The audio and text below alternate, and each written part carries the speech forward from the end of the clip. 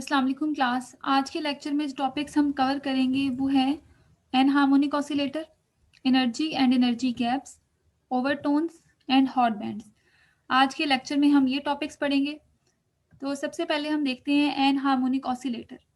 अब हम लोगों ने जो हार्मोनिक ऑसिलेटर पढ़ा था वो एक आइडियल केस था। इन रियलिटी ऐसा नहीं होता। जितने भी मॉलिक्यूल्स हैं उनके पास एक सर्टेन लिमिट होती है इलास्टिसिटी की, कि उसके बाद अगर हम उसको कंप्रेस करेंगे या स्ट्रेच करेंगे तो वो बॉन्ड ब्रेक हो जाएगा, डिसोसिएशन हो जाएगी बॉन्ड में।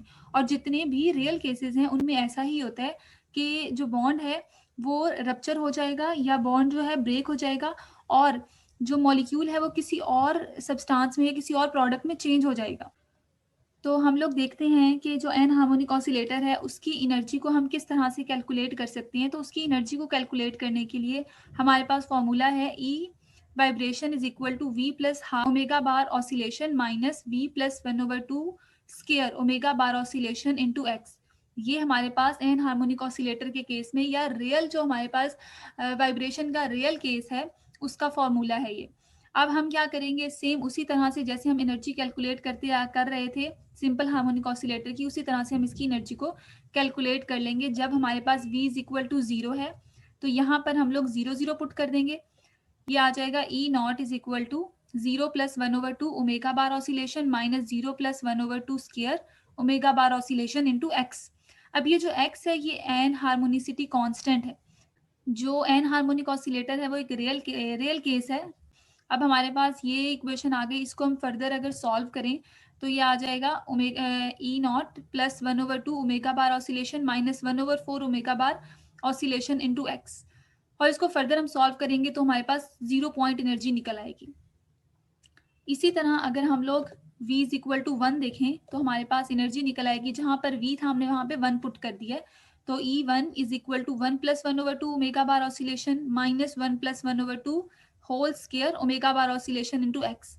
इसको फर्दर सॉल्व कर लें तो ये आ जाएगा 3/2 omega bar oscillation minus 9/4 omega bar oscillation into x. तो अब हमारे पास v इज इक्वल टू 2 होगा तो ये आ जाएगा E2 इज इक्वल टू, हमने वहां पर 1 की जगह जहाँ पे v था वहां पे 2 पुट कर देंगे तो ये हमारे पास 5/2 omega bar oscillation minus 25/4 omega bar oscillation into x आ जाएगा। इसी तरह अगर हम v इज इक्वल टू 3 करें तो हमारे पास आ जाएगा E3 is equal to 7/2 omega bar oscillation minus 49/4 omega bar oscillation into x. इसी तरह E4, E5, E6 हम उनकी एनर्जीज को कैलकुलेट करते जाएंगे। अब जो इसमें हमारे पास एनर्जी गैप आता है वो किस तरह से आता है, ये हमारे पास एनर्जी गैप जो है वो आएगा E delta E is equal to E1 minus E naught. ठीक है, मतलब अगर मॉलिक्यूल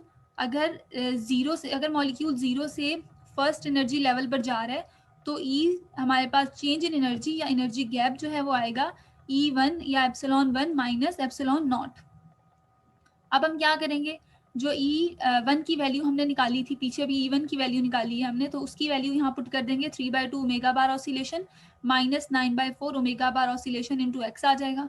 माइनस हमने E0 की वैल्यू भी निकाली थी तो वो 1/2 omega bar oscillation minus 1/4 omega bar oscillation into X.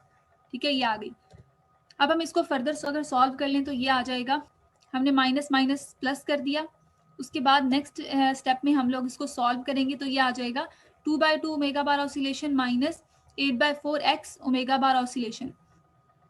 अब ये 2 इस 2 से कैंसिल हो जाएगा और ये 4 जो है ये इस 8 को कैंसिल करके 2 आ जाएगा। ये आ जाएगा हमारे पास 1 omega bar oscillation minus 2 x omega bar oscillation. और इसको हम इस तरह से भी लिख सकते हैं, delta E is equal to 1 minus 2 x into omega bar oscillation. तो ये हमारे पास आ गई एनर्जी जो जब मॉलिक्यूल जीरो से फर्स्ट एनर्जी लेवल पर जाता है, इसको हम कहते हैं fundamental overtone, energy gap of fundamental overtone. Selection rule. अब सिलेक्शन रूल का मतलब क्या है कि मॉलिक्यूल कौन कौन से एनर्जी गैप्स को कवर कर सकता है। तो यहाँ पर जो एनहार्मोनिक ऑसिलेटर का केस है वहाँ पर मॉलिक्यूल +-1 +-2 +-3 +-4 एंड सो ऑन, वो कोई भी एनर्जी लेवल को कवर कर सकता है, चाहे वो 1 है, 2 है, 3 है, 4 है या कोई इनफाइनाइट एनर्जी लेवल है। तो मॉलिक्यूल इजीली उनको कवर कर सकता है। जिस तरह हम लोगों ने रोटेशनल में पढ़ा था कि मॉलिक्यूल जो है वो सिर्फ और सिर्फ फर्स्ट से सेकंड पे जा सकता है या सेकंड से थर्ड पे जा सकता है, इसी तरह जो आइडियल केस था वाइब्रेशनल स्पेक्ट्रोस्कोपी का, आइडियल केस था वो भी इसी तरह से था कि जो प्लस माइनस वन मॉलिक्यूल सिर्फ plus minus one energy gap को कवर कर सकता है। लेकिन यहाँ पे मॉलिक्यूल प्लस माइनस वन को भी कवर कर सकता है, 2 को भी, 3 को भी, वो किसी भी एनर्जी लेवल को इजीली कवर कर सकते हैं। अब हम इसे इसका ग्राफ बना के देख लेते हैं। तो यहाँ पर मॉलिक्यूल 0 से 1 पे जा सकता है, वो 0 से 2 पे भी जा सकता है, 0 से 3 पे भी जा सकता है, 0 से 4 पे भी जा सकता है, मतलब कोई भी लेवल को वो कवर कर सकता है। तो 0 से 1 पे जाएगा उसे हम कहते हैं कि फंडामेंटल ओवरटोन है। इस तरह डायरेक्ट मॉलिक्यूल 0 से 2 पे, 3 पे, 4 पे चला जाएगा उसे हम कहते हैं ओवरटोन्स। तो यहाँ पर 0 से 1 पे जाएगा वो फंडामेंटल टोन है, 0 से 2 पे जाएगा वो हमारे पास होगी फर्स्ट ओवरटोन। इसी तरह मॉलिक्यूल 0 से 3 पे जाएगा उसे हम कहते हैं सेकंड ओवरटोन। मॉलिक्यूल 0 से 4 पे जाएगा उसे हम थर्ड ओवरटोन कहते हैं। इसी तरह मॉलिक्यूल 0 से 5 पे जाएगा वो हमारे पास है फोर्थ ओवरटोन। अब यहाँ पर एनर्जी गैप किस तरह से होगा?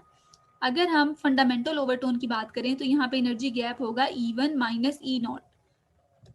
फर्स्ट ओवरटोन में E2 माइनस ई नॉट। इसी तरह सेकेंड ओवरटोन में E3 minus E not. Third overtone है उसमें E4 माइनस ई नॉट है। फिफ्थ ओवरटोन में E5 माइनस ई नॉट है। इसी तरह हमारे पास ये जो E6 माइनस ई नॉट है वो फिफ्थ ओवरटोन होगी, और E7 माइनस ई नॉट ये सिक्स्थ ओवरटोन है।